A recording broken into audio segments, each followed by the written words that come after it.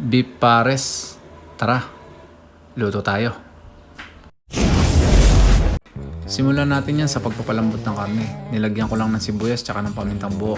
Nilagyan ko na din siya ng tubig. Pinakulaan ko siya mga 1 oras tsaka ko tinimplahan ng asin. Set aside muna natin yan tapos salang tayo ng pan. Yung star anise tsaka yung 5 spice, tostahin lang natin ng konti tapos ibalik natin yung karne.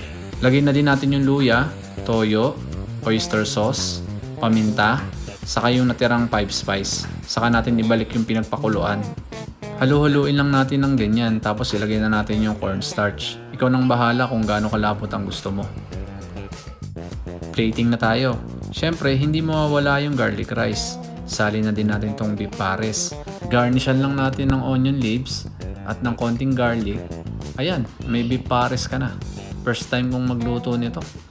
Napakadali, napaka-easy, kayang-kaya nyo. Tara, tikman na natin. First bite, umuusok-usok pa. Suwabe.